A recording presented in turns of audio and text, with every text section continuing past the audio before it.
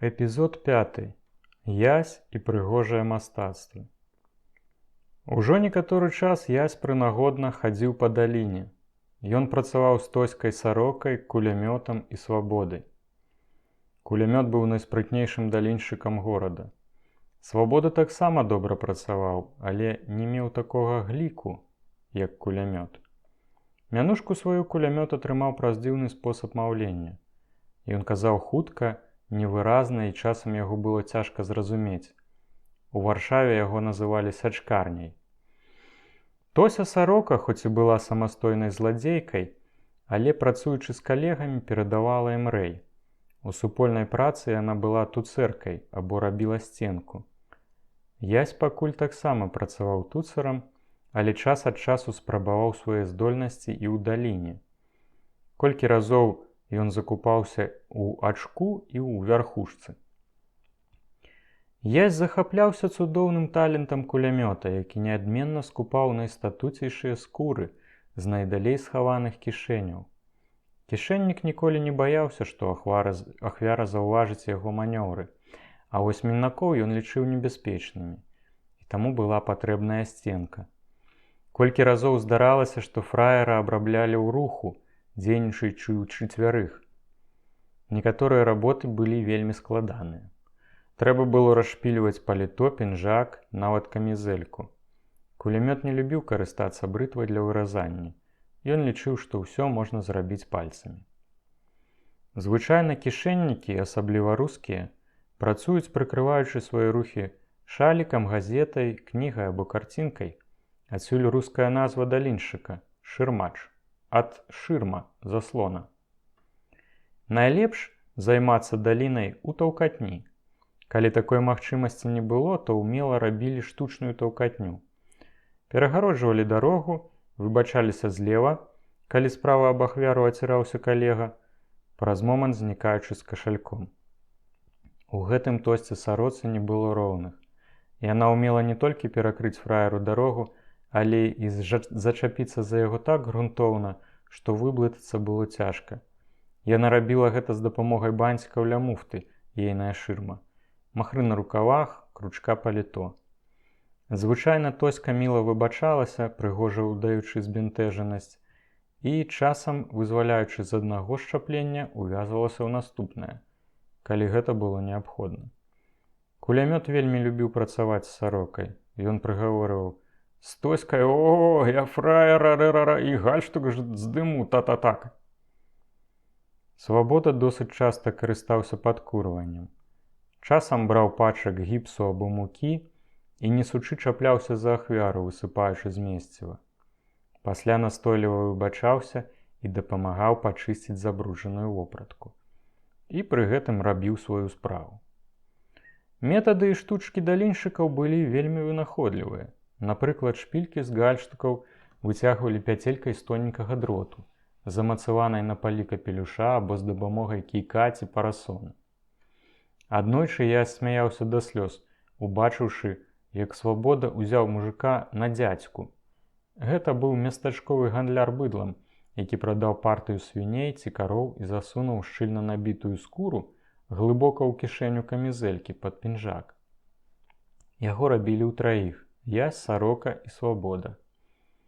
Ясь, падышоўшы ззаду, ударыў яго рукой па плячы. «Прашу прабачэння!» Гандляр павярнуў галаву ўлева, крыху запаволіўшы крок.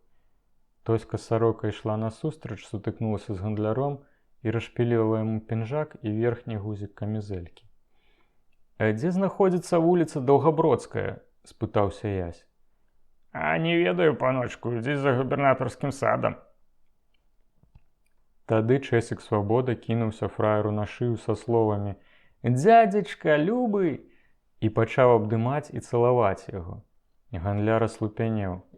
Мінакі азіраліся. Ясь, робячы сценку, усміхаўся. Раптам здзіўлены Свабода адступіў. «Ах, прашу прабачэння, такое падабенства! Я думаў, гэта мой дзядзечка змаладзечна прыехаў». Злодзеі пайшлі, а гандляр яшчэ не хутка заўважыў адсутнасць кашалька. Невядома, ці запасочыў ён у крадзяжы дзіўнага сваяка. Магчыма, гэта нават не прыйшло яму ў галаву. Колькі разоў супольнікі ездзілі на гастролі ў малыя мястэчкі паблізу Мінска, калі там праходзілі вялікія кірмашы. Неверагодна, але за некалькі гадзін на рынку яны рабілі ад 30 до 60 крадзяжоў. Але гэтыя выезды з горада былі рэдкасцю. Часцей працавалі ў Менску на рынках, вакзалах, біржы, у крамах, ведамствах, банках, тэатрах. Там, дзе надаралася магчымасць заўважыць, што фраер мае гатоўку і куды ён яе хавае. З Сарокай Ясь пасябраваў. Яму падабаліся імпэт і фантазія дзяўчыны. Акрамя таго, ён паважаў ейны характар. Каханкаў у Тоські не было. Яна была самастойная, смелая і ўпэўненая ў сабе, як мужчына. Хлопцы называлі яе Сарокай, бо яна любіла строіцца. Тоська заўжды была элегантная, чыстая і вясёлая. А разам з тым, яна была вельмі вынаходлівая. Акрамя Даліны, Тося займалася Шапенфельдам. У гэтую справу уцягнула і Яся. На шоп яны хадзілі ўтраіх. Ясь, Сарока і Сабіна, сяброўка Тосі, прафесійная шопенфендлерка. Сабіне было каля 40 гадоў. Яна была рухавая, высокая, у адрозненне ад Тоські, вельмі сур'ёзная, амаль панурая. Родам яна была з Беластока. На шоп Сабіна хадзіла па ўсёй Расіі. Дасканала ведала Маскву, Пецярбург, Кіеў, Харкаў, Адэсу, Варшаву, Львоў. Ездзіла на гастролі за мяжу. Была ў Вене, Берліне, Парыжы. Адматала некалькі тэрмінаў у розных дзяржавах. Ведала польскую, рускую, нямецкую, французскую і габрэйскі жаргон. Гэта была зладзейская арыстакратка старой гвардыі. Па сваёй спецыяльнасці яна адпрацавала 20 гадоў. Кар'еру Сабіна пачала з таго, што стала каханкай славутага ў Расіі аферыста, калегі Шпеера, асобы амаль легендарнай. Калі Шпеер трапіўся і клуб чырвоных валетаў быў ліквідаваны, каханак Сабіны стаў працаваць у міжнародных цягніках і модных санаторыях. Яна звычайна выступала ў ролі ягонай жонкі. Жылі яны, як правіла, па фальшывых дакументах. Пасля рэвалюцыі 1917 года каханак Сабіны адразу з'ехаў у Маскву і не вярнуўся. Дагэтуль пра яго не было ніякіх звестак. Сабіна засталася адна. Спачатку яна жыла тым, што прадавала каштоўныя рэчы, а пасля пачала хадзіць на шоп. Цяперашнія часы і праца для Сабіны былі дэградацыяй. Яна, якая працавала раней у міжнародных цягніках, у гатэлях класа люкс або ў ювелірных салонах першай катэгорыі, цяпер хадзіла на звычайны шоп, крадучы з крамаў штукі тканіны, панчохі, галантарэю, нават пантофлі і галёшы. Згадваючы добрыя часы, Сабіна апавядала Ясю, як зарабляла дзясяткі тысяч у найлепшых ювелірных крамах еўрапейскіх сталіц. Яна сцвярджала, што яе вынаходніцтвам была штучная рука, усаджаная ў рукаў і падвешаная на перавязі, якая замяняла сапраўдную левую руку, схаваную пад пакрыццём. Можна было амаль без рызыкі браць з прылаўка каштоўнасці або замяняць іх таннымі імітацыямі. Жанчынам лягчэй хадзіць на шоп, чым мужчынам. Іх сукенкі даюць магчымасць схаваць нават вялікія рэчы. Звычайна пад спадніцаю іх торба, завязаная як фартух, або стужкі ці кручкі, в залежнасці ад віду тавару і ўпадабанняў шопенфендлераў. Такія сховы ёсць і ў палітонах. Акрамя таго, на шопе карыстаюцца парасончыкам, кошыкам, валізачкай, торбачкай. Звычайна іх тактыкай было наведванне крамаў утраіх. Яны прыкідваліся сям'ёй. Сабіна маці, Ясі, Тоська, дзеці. Яны заўжды былі добра апранутыя, і гэта, выклікаючы давер, спрашчала працу. Сямейнікі намагаліся прыйсці ў краму ў найбольш загружаны час. Сабіна з веданнем справы патрабавала дарагіх матэрыялаў на сукенкі, бялізны ці палітоны. Тося капрызіла, выбіраючы ўзоры. Гэта за цёмнае, тое за светлае, гэта не да твару. Ясь сваімі парадамі павялічваў хаос. Прылавак завалівалі горамі тканіны. Урэшце куплялі нейкую драбязу або нічога не куплялі, абяцаючы завітаць пазней, пасля кансультацыі ў краўчыхі або просячы прывезці такія гатункі, якіх у краме не было. Пасля такога візіту з крамы заўжды таямнічым чынам знікала пэўная колькасць тавару. Гэтаксама кралі галантарэю, футры, гатовае адзенне, а часам і спажывецкія тавары. Аднойчы сароцы прыйшло ў галаву купляць у буйным гарадскім кааператыве вялікія партыі тавару за дробныя грошы. Яна заўважыла, што прадавачка выдае тавар пасля таго, як кліент паказвае квіток з касы са штампам «Аплачана». Таму яны арганізаваліся наступным чынам. Я сышоў у кааператыў і там купляў розную драбязу – цыгарэты, запалкі, шкло для лямпы. Пасля аплачваў у касе патрэбную суму і атрымліваў касавы квіток са штэмпелем «Аплачана» і сумай, упісанай на квітку алоўкам. Ясь аплачваў, але тавар не забіраў. Такім чынам у яго заставалася некалькі квіткоў. Тады ён ішоў да сарокі. Гумкай выціралі суму. Праз некаторы час, звычайна ўвечары, яны разам ішлі ў кааператыў. Тоська купляла сардзіны, віны, сыры, сухафрукты, шакалад, гарбату і гэтак далей.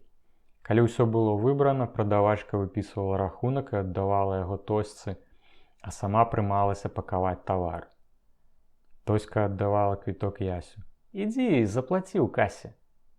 «Добра», – пагаджаўся Ясь і ішоў да касы. Там ён станавіўся збоку і на ранішнім квітку ўпісваў суму са свежаатрыманага рахунку. Пасля вяртаўся да прылаўка і аддаваў квіток тосьцы. Тая ўручала яго прадавачцы і пасля з пакункам выходзіла з крамы.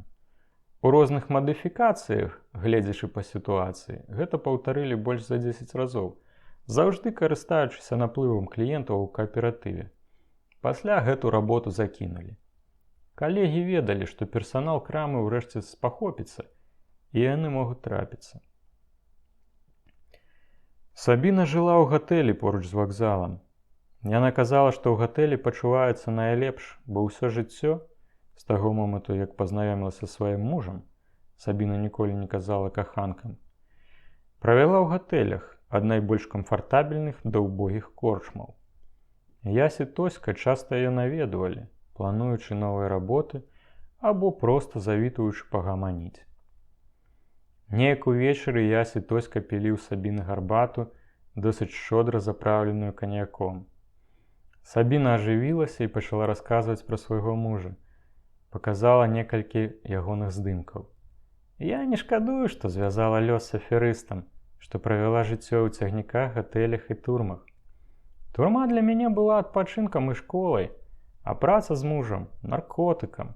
Не думаю, што маю прынамсі цень шкадавання да яго або да сябе. Каб я магла пачаць жыццё нанова, каб мне далі іншы найцудоўнейшы лёс з кімсьці іншым, я б не пагадзілася. Мы былі не сужэнцамі, мы былі сябрамі, і сяброўства наша было для нас больш каштоўнейшым за самае палкае каханне. Мы кпілі з жыцця і з людзей. Мы навучыліся пагарджаць убогім, палахлівым, аблудным статкам багацеяў і з радасцю пазбаўлялі іх грошай. Мы размаўлялі вачыма, разумелі душы адно аднаго. У нашым саюзе мы былі абсалютна вольныя, з'яднаныя толькі супольнымі думкамі і супольнай верай у сябе.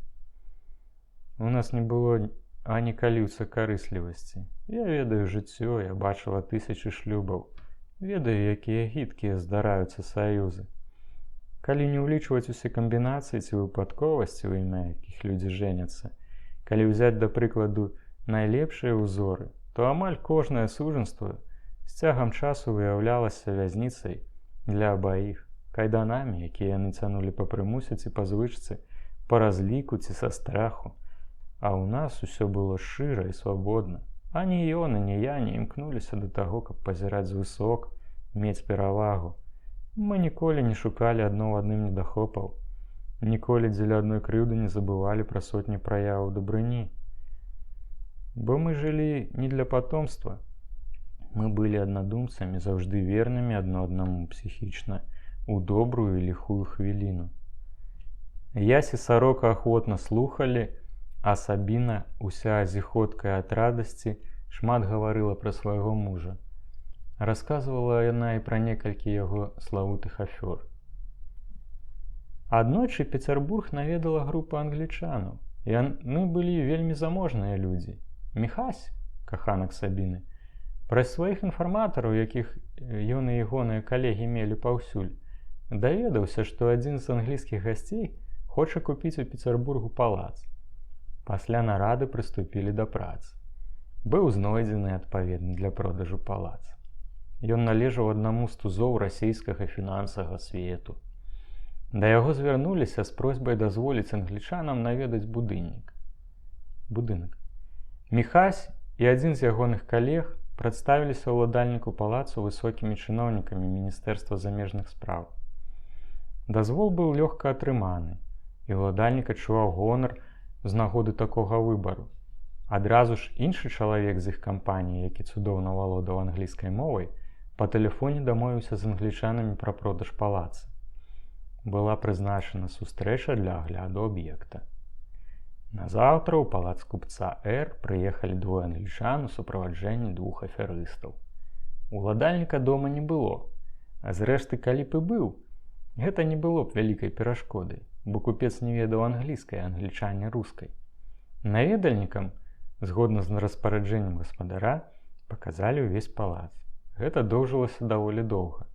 Урэшце англічане вырашылі набыць палац. Адзін з аферыстаў выступаў у ролі ўладальніка.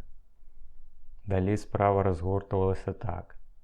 Праз пару дзён англічане і аферысты скіраваліся да натарыуса для падпісання ўмовы куплі-продажу. Для гэтага ўжо ўсё было падрыхтавана. На адной з бліжэйшых вуліц на парадных дзвярах з'явілася сціпная шыльда «Натарыус». Тут сіламі іншых удзельнікаў банды была падрыхтаваная натарыяльная кантора. Умову склалі і падпісалі. У кожным задатку быў атрыманы банкаўскі чэк на вельмі вялікую суму, які неадкладна быў абнаяўлены. Адразу ж знікла і натарыяльная кантора, і аферысты.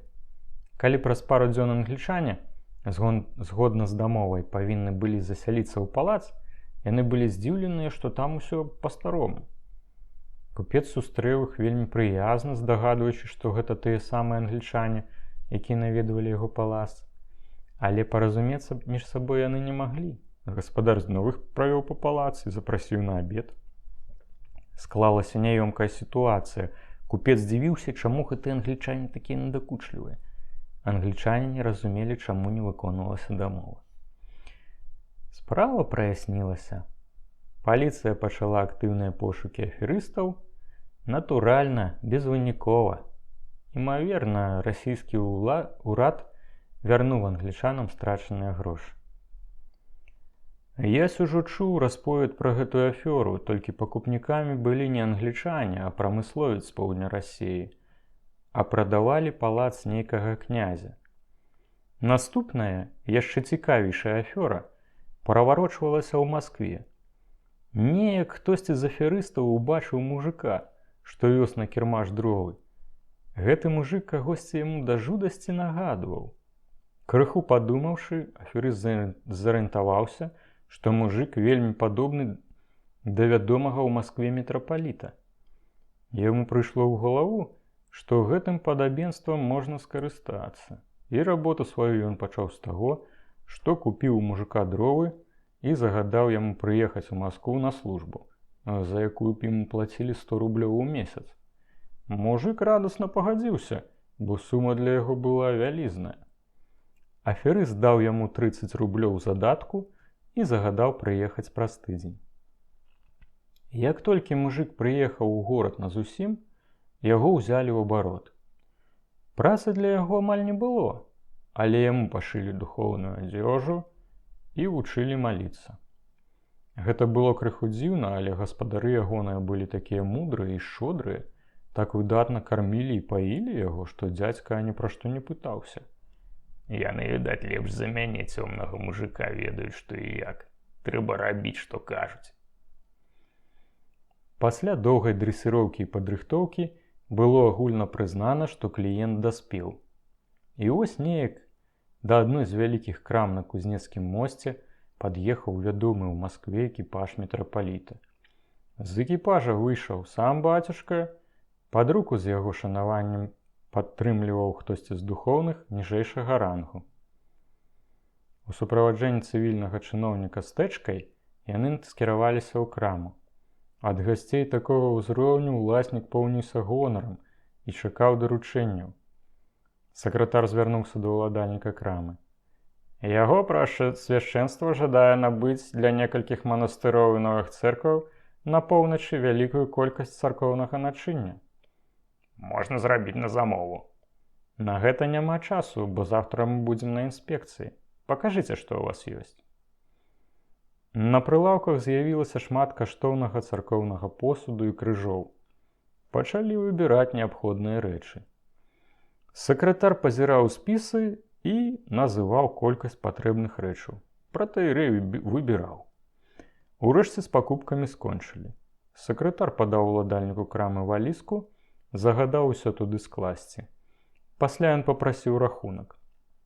Праверыў суму і звярнуўся да мітрапаліта. Ваша свяшчэнства, можа вы пачакаеце крыху ў краме, нашто вам турбавацца, а мы тым часам забяром грошы з банка і аплацім рахунак. Добра, флегматычна адказаў мітрапаліт.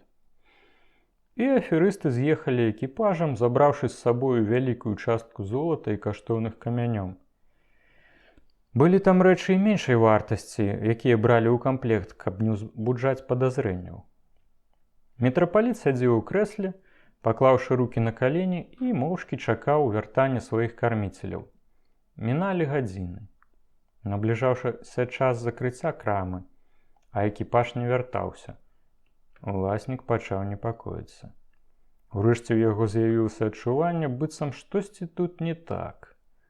Ён з ніжэйшымі выбачэннямі звярнуўся да мітрапаліта і спытаўся, ці не сталася дарогаю з яго суправаджэннем штось кепскае, бо іх адсутнасць зацягнулася. Адказ быў дзіўны, як на асобу такога высокага ранга дурнаваты. Гэта скіравала падазрэнне ювеліра ў іншы бок. Ён стаў ахвярай ашуканцаў. Ужо смялей ён звярнуўся да ганаровага кліента з пытаннямі і адразу ж зразумеў, што гэта зусім не мітрапаліт. Адразу ж выклікалі паліцыю. Мужыка арыштавалі і дапыталі. Ён як умеў расказаў, што ведаў пра ўсю гэту справу. Але аферыстаў не знайшлі. Такім чынам Сабіна расказвала пра многія афёры свайго мужа. І не сцісла, як я тут пішу, а разгорнута, смакуючы падрабязнасці, каментуючы і падкрэсліваючы пэўныя факты, каб звярнуць на іх асаблівую ўвагу. Пад уплывам Сабініных аповедаў Ясю прыйшла ў галаву адна ідэя, і ён пачаў абдумваць яе ажыццяўленне. Неўзабаве ён меў гатовы план дзеяння і заняўся падрыхтоўчымі працамі. Кожныя 2-3 дні ён заходзіў у элітную краму тытунёвых вырабаў на Захарыўскай вуліцы, уласнікам якой быў немалады, але прыстойны з выгляду армянін, жанаты з багатай, маладой і прыгожай рускай. Яны займаліся крамай самі, адначасова або папераменна. Гэта было няцяжка, бо праца ў краме вялікіх высілкаў не патрабавала. Рэдка калі пакупкі трэба было пакаваць, кліенты пераважна адразу ж клалі іх у кішэнь. Я сведаў, што сям'я гэтая вельмі заможная, паколькі крамя даходу з крамы, яны мелі таксама вялізныя прыбыткі з гандлю валютай, золатам і ювелірнымі вырабамі. Ясю ўваходзіў у краму заўжды элегантна апрануты і купляў толькі найлепшыя цыгарэты і цыгары. Аднойчы ён прапанаваў армяніну купіць $20. Нібыта не ведаў, дзе іх прадаць, а яму патрэбна была гатоўка. Іншым разам ён прынёс на продаж вялікі пярсцёнак з сапфірам. Сам адмыслова набыў яго з гэтай мэтай. Пры абмеркаванні кошту Ясь паказаў абсалютную незарыентаванасць у вартасці пярсцёнка, папрасіўшы няпоўную траціну ад яго сапраўднай цаны. Армянін усё больш зычліва прыймаў свайго кліента, і між імі завязалася своеасаблівае сяброўства. Ясь мімаходзь згадваў, што мае пад Барысавам вялікі маёнтак, што з прычыны вайны яго бацькі не вярнуліся з-за мяжы, а ён з найбольш каштоўнымі рэчамі пераехаў з маёнтка ў Менск, баючыся бандытаў. Тут ён чакае канца вайны. Для такой афёры Ясю быў патрэбны супольнік. Ён лічыў, што гэта павінен быць чалавек немалады, добра апрануты, усім сваім выглядам варты даверу.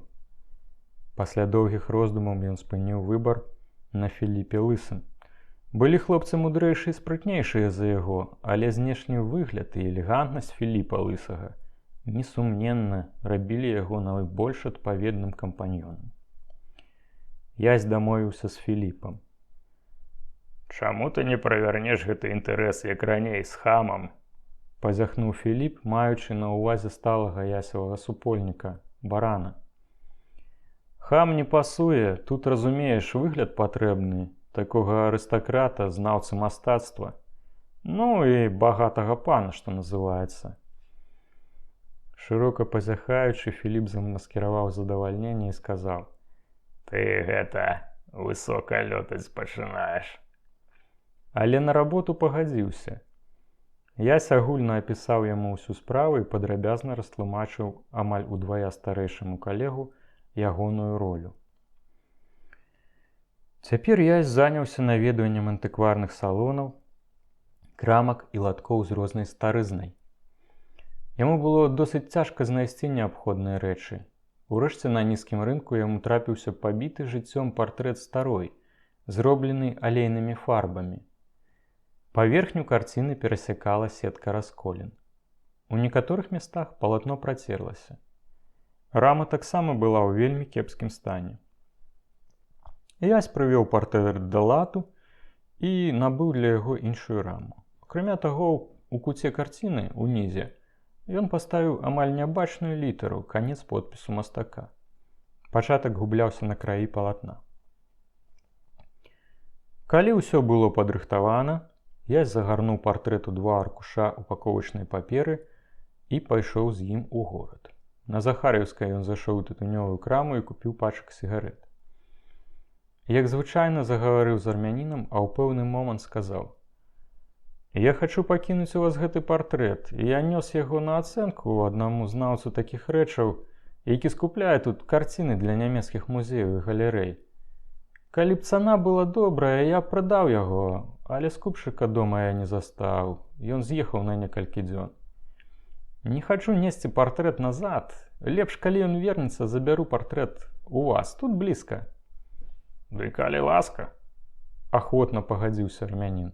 Хай стаіць тут колькі трэба, месца хопіць. Ясь клапатліва паставіў карціну ля сцяны за прылаўкам так, каб яна не замінала на праходзе, але і так, каб яе было відаць з крамы. Упаковачная папера ў адным месцы адмыслова была падарваная, і праз дзірку віднелася частка партрэта. Ясь яшчэ трохі пагутарыў з армянінам. Сярод іншага ён згадаў, што партрэт з'яўляецца сямейнай рэліквіяй і, праўдападобна, досыць дарагі, але яму ён не падабаецца, і цяпер у складанай сітуацыі лепш прадаць гэтую карціну, чым іншыя каштоўныя рэчы. Ужо некаторы час у тытунёвую краму рэгулярна завітваў высокі, элегантны, інтэлігентнага выгляду мужчына і купляў дарагія цыгары. Ён быў негаваркі, абыякавы да ўсяго і быццам бы крыху рассеяны. Армянін заўважыў, што наведнік мае залаты гадзіннік і вялікі пярсцёнак з гербам. Гэты то, напэўна, нейкі граф або князь, сказаў уладальнік крамы жонцы. А можа, нейкі царскі міністр, які даў сюды драпака ад бальшавікоў, выказала здагадку тая. Армяніну карцела завязаць размову з высокай асобай, але ад міністра біў такі холад і так патыхала важнасцю, што крамнік не наважваўся. Тым больш, што госць заўжды быў негаваркі, не вітаўся, не развітваўся. Уваходзіў з пагарліва надзьмутымі вуснамі, коротка кідаў цыгары і называў марку, пасля колькі з мяне, і выходзіў, незгінальны, халодны, урачысты. Грошы ён вымаў са шчыльна набітага партмане, быццам бы гідзячыся імі. Глядзеў граф не ў вочы, а скрозь іх. Філіп праявіў неабыякі акцёрскі талент. Ясь нават не ўяўляў сабе, як дасканалы ягоны кампаньён выконвае сваю ролю. На наступны дзень пасля з'яўлення партрэта пан міністр увайшоў у краму. Цыгары! Армянін кінуўся да шафы і дастаў скрыню тых цыгар, які звычайна набываў саноўнік. Падняў вечка і з павагай адвёў рукі. Ён ведаў, што князь не любіць, калі да цыгар дакранаюцца рукамі. Міністр узяў са скрынкі 6 цыгар і паклаў іх у вялікі скураны партсігар.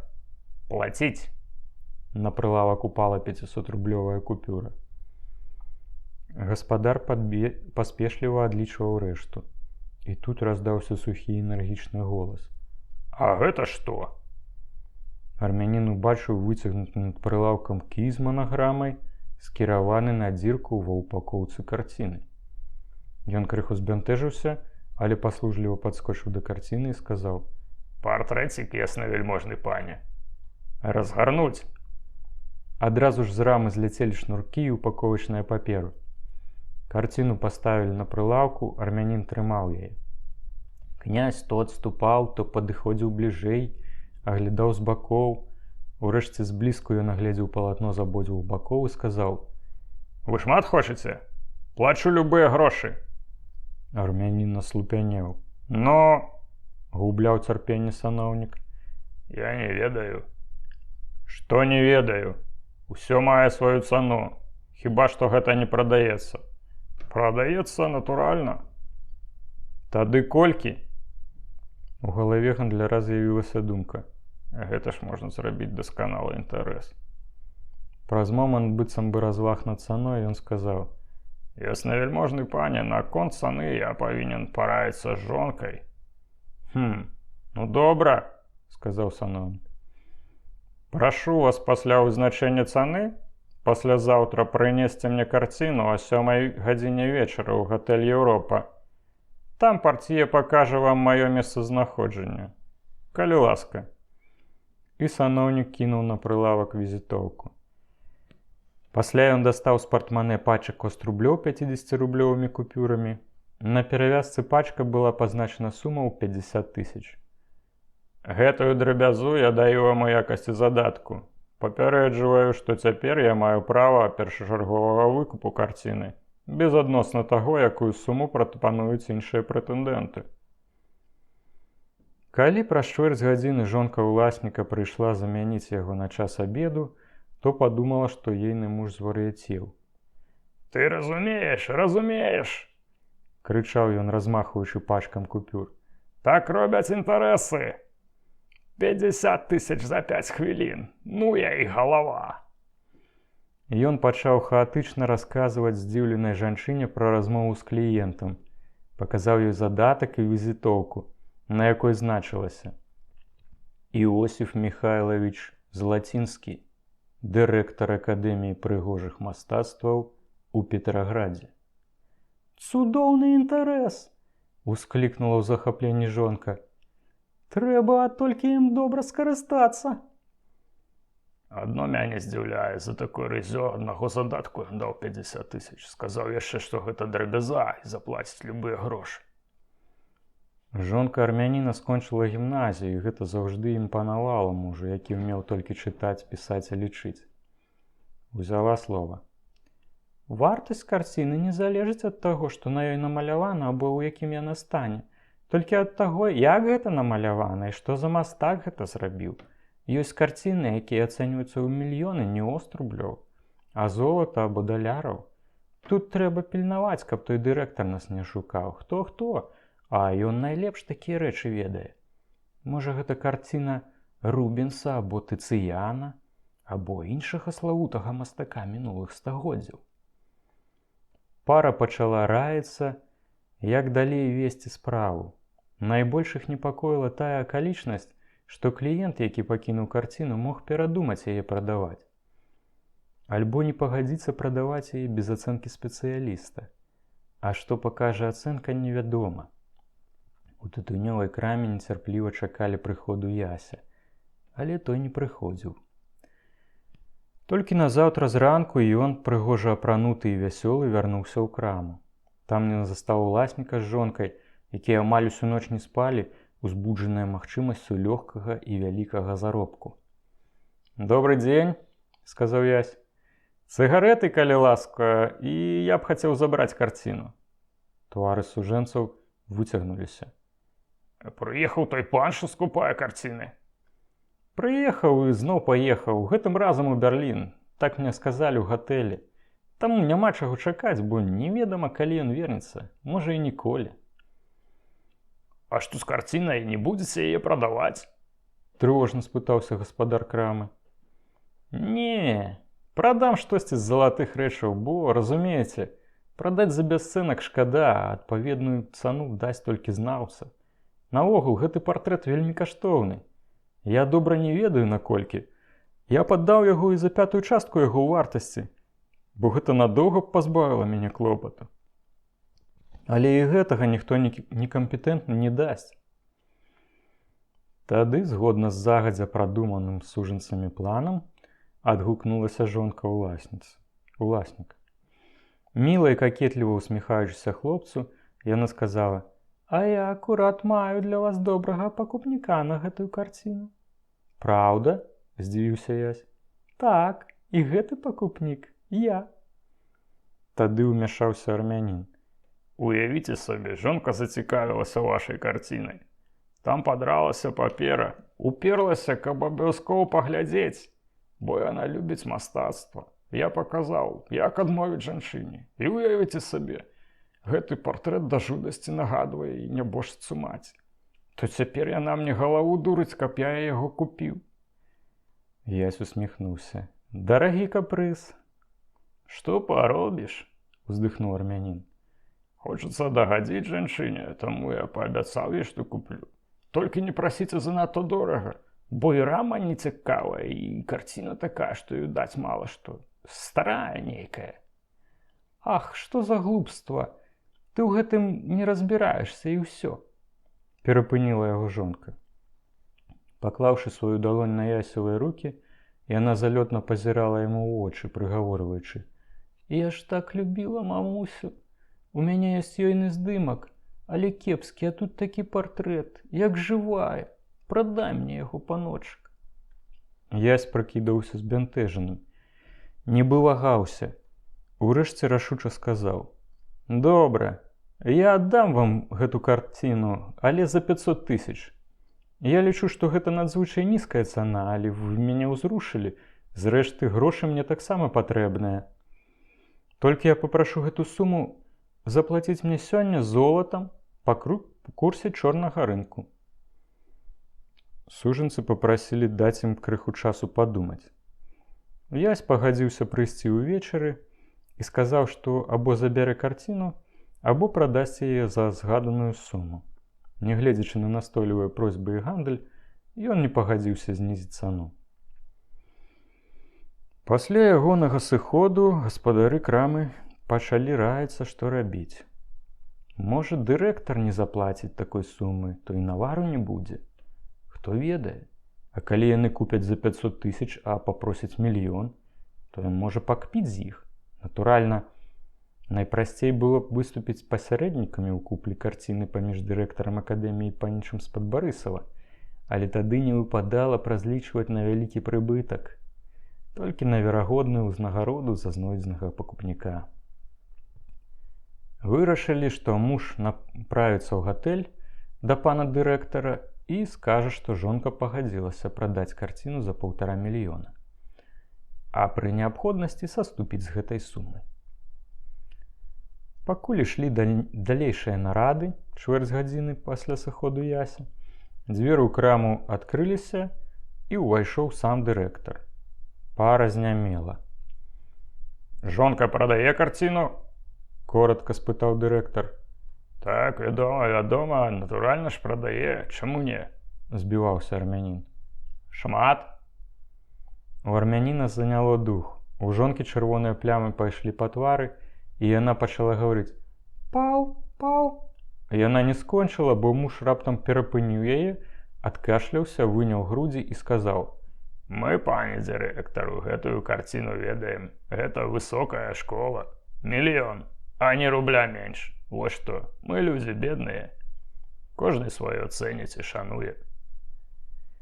Прыжмуранымі вачыма Філіп халодна глядзеў у вочы крамаўладальніка. Раптам ягоныя вусны скрывіліся ў лёгкай усмешцы.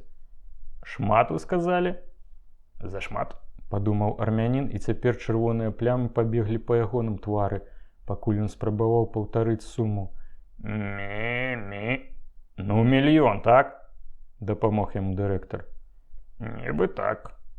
Цудоўна, сказаў дырэктар і пацягнуўся за партманэ. Праз момант ён перадумаў. Цяпер усёй сумы не маю, бо не важу пры сабе вялікія грошы. А задатак я вам і так даў. Таму добра, карціна мая. Калі ласка, дастаўце яе заўтра о 7 вечара, і вы атрымаеце рэштку грошай. Дырэктар злёгку хітнуў гаспадыні галавой і на развітанне і выйшаў на вуліцу.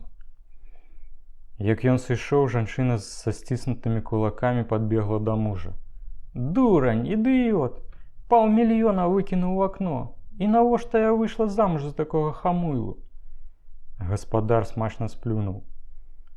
Сама ты ідыётка, ты ж пачала казаць паў. Я акурат хацела сказаць 1,5, але збілася. А ты мне перашкодзіў, не даў скончыць, як апошні дурань вылез з 1 мільёнам. Я бачыла, як ён пасміхаўся твайму дурноцю. Ён бы і 2 мільёны даў, і 3, магчыма, нават 5 або 10. Боже, дурань. Але ж той панічыч ацаніў яго на 500 000. Спрабаваў бараніцца муж. Бо я яго ўпрасіла, разумееш? А зрэшты, што такі блазнюк разумее? Той сам казаў, што не ведае, колькі гэта каштуе. І што тут казаць? Калі мы вырашылі, што папросім 1,5 мільёна, чаму ты прасіў 1? І сварка працягвалася. І думка пра страчаныя і такія блізкія мільёны даводзіла мужа і жонку да роспачы. Увечары ў краму прыйшоў Ясь. Ён быў у падарожным паліто, а цераз руку ў яго быў перакінуты плед. Ну як, ці бярэце вы карціну, бо я акурат з'язджаю? Вядома, бяром, панура адгукнуўся армянін. Але, можа, вы б крыху саступілі, што ў гэтай карціне такога? І фарбы палапаліся, і брудныя, намалявана абы-як. Я нічога не магу саступіць, або вы купляеце, або не. Я вас не прымушаю. Хваліць карціну таксама не буду. Прадаю вам тое, што вы бачыце, але калі цана не адпавядае, то і не купляй, пане гаспадар. Праз паўгадзіны Ясь выйшаў з крамы, маючы ў кішэні 50 000 острублёў, той пачак, які армянін трымаў як задатак ад дырэктара, і 450 000 острублёў золатам і даляровымі купюрамі. Гэтая сума была досыць недобрасумленна пералічана армянінам, але Ясь зрабіў выгляд, што не разбіраецца ў гэтым. З таго часу гаспадар крамы і яго жонка больш ніколі не бачылі ані Яся, ані дырэктара, бо калі назаўтра о 7 гадзіне вечара армянін з карцінай пад пахай прыйшоў у гатэль «Еўропа», то выявілася, што там няма ані однага госця з падобным прозвішчам. Так яны страцілі 450 000 рублёў і 2 добрых кліентаў. Але дзіўная рэч, пасля гэтага выпадку сужэнцы менш сварыліся і менш перажывалі, чым напярэдадні, малюючы сабе магчымасць зарабіць уяўныя мільёны. Яны атрымалі крыху досведу і, на добрую памяць, партрэт каханай нябожчыцы мамусі. Але яшчэ доўга потым армянін падазрона пазіраў на кожнага кліента, які купляў дарагія цыгары або цыгарэты.